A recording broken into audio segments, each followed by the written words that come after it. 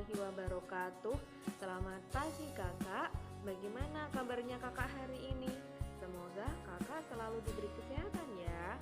Sebelum kita mulai pembelajaran hari ini, silahkan kita membaca basmalah bersama-sama. Bismillahirrahmanirrahim. Untuk pembelajaran tematik hari ini, kita akan belajar tema 8, daerah tempat tinggalku.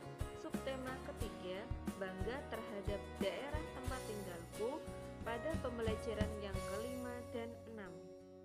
Untuk pembelajaran yang kelima, kita akan belajar tentang manfaat keragaman karakteristik individu. Keragaman masyarakat Indonesia juga tampak dalam pakaian daerah. Pakaian daerah digunakan pada acara-acara tertentu seperti upacara adat dan hari besar nasional. Kegiatan ini sangat bermanfaat karena kita dapat mengenalkan kekayaan budaya yang dapat beragam dan juga dapat menambah wawasan tentang keragaman pakaian adat Nusantara. Ini ya kak ya, tentang pakaian adat ini daerah. Kemudian mengidentifikasi tokoh dalam teks fiksi. Dalam sebuah cerita terdapat tokoh utama yang dapat berperan sebagai protagonis atau antagonis dan tokoh tambahan. Tokoh protagonis bisa memiliki watak yang baik, lemah lembut, atau bahkan sombong dan tidak peduli.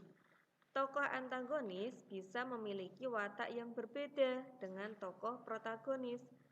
Kakak dapat mengidentifikasinya setelah membaca seluruh cerita dari awal sampai akhir cerita.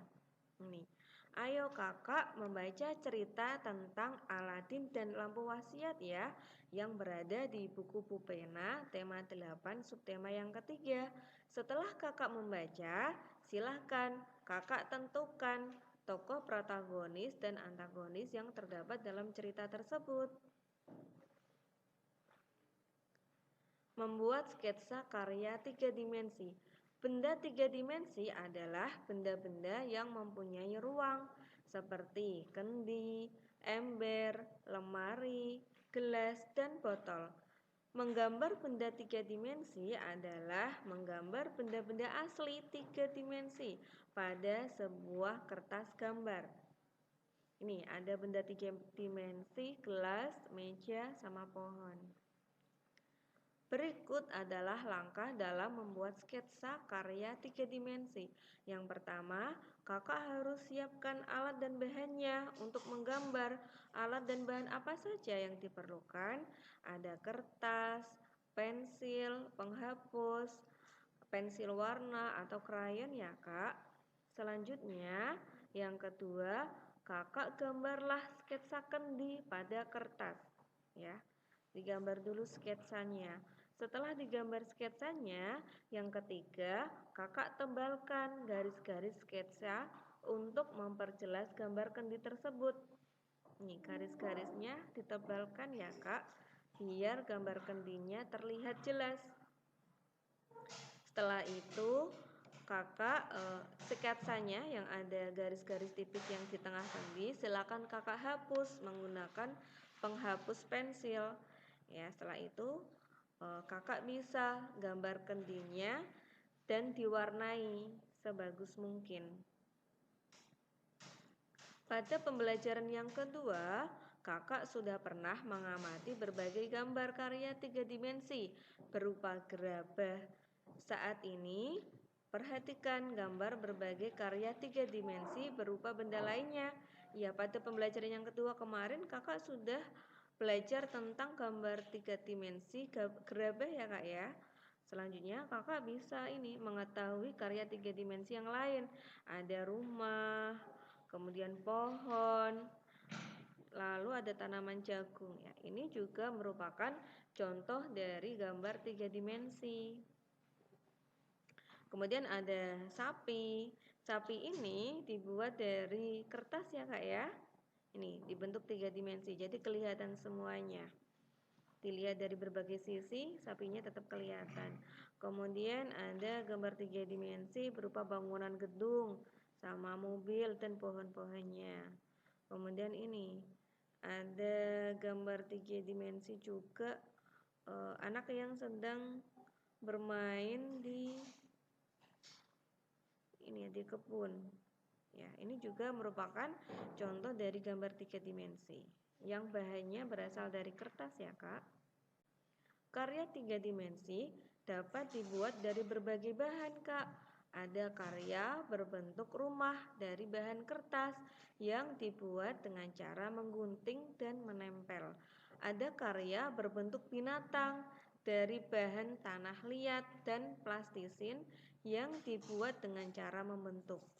Ada karya berupa bentuk meja kursi dari bahan kayu yang dibuat dengan cara digergaji dan disatukan dengan paku.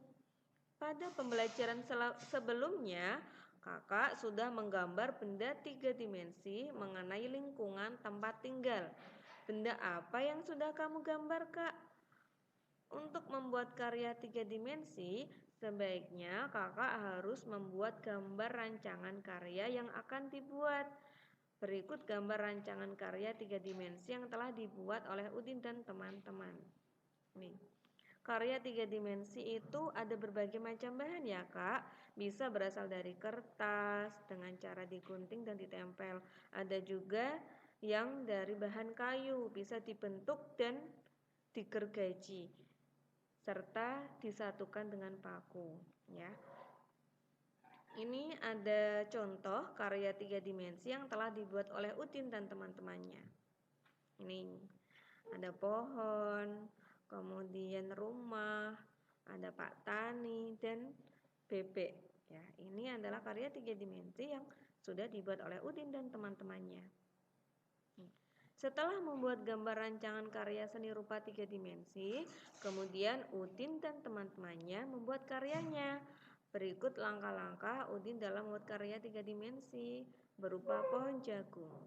Yang pertama yang disiapkan Udin dan teman-temannya adalah menyiapkan alat dan bahan. Ini bahannya dari plastisin ya, Kak ya.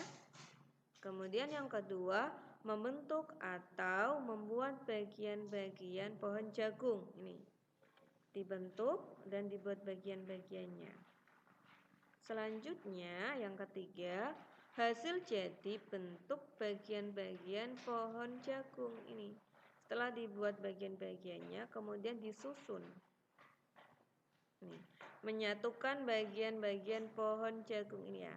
Setelah bagian-bagiannya dibuat, kemudian disatukan ya, sehingga terbentuk pohon jagung. Nah, yang terakhir, karya 3 dimensi berupa pohon jagung sudah jadi. Ini Kak jadinya. Ini adalah karya 3 dimensi yang telah dibuat Udin sama teman-temannya. Bagus ya Kak ya. Karya 3 dimensi yang berbahan dasar plastisin. Tugasnya adalah silakan Kakak pahami dulu langkah-langkah dalam menggambar benda 3 dimensi. Sekarang Kakak buat sketsa gambarnya untuk membuat benda 3 dimensi berupa lingkungan tempat tinggal muka. Kakak bisa membuat karya 3 dimensi berupa rumah dengan pepohonan di sekitarnya, dapat berupa rumah dengan binatang-binatang di sekitarnya, atau sesuai dengan keinginan Kakak ya dalam menggambar. Setelah Kakak membuat gambar 3 dimensi, selanjutnya Kakak buat benda 3 dimensi. Boleh berasal dari bahan baku kertas ya. Seperti ini. Ini ya Kak ya. Seperti gambar ini. Silakan Kakak bisa membuat gambar 3 dimensi berbahan dasar kertas atau cukup hanya menggambar 3 dimensi saja nggak apa-apa. Setelah Kakak kerjakan, silakan Kakak fotokan tugasnya dan dikirim ke guru tematik masing-masing kelas ya Kak. Kemudian membuat rancangan karya 3 dimensi. Benda 3 dimensi juga dapat disebut karya seni rupa. Teknik membuat karya seni rupa ada 3, yaitu membentuk, mencetak, mencungkil, dan menempel. Ini ya Kak ya, teknik dalam membuat seni rupa. Ada membentuk, mencetak, mencungkil, dan menempel. Teknik membentuk dilakukan dengan cara menekan bahan lunak seperti tanah liat atau plastisin. Ini tanah liatnya kemudian ditekan. Ya, ini bahan dasarnya dari bahan lunak ya, seperti tanah liat dan plastisin. Kita cukup menggunakan tangan untuk membentuk benda lunak sesuai keinginan. Kita juga dapat menggunakan alat seperti sutip. Nih, ini adalah contoh dalam membuat gerabah ya.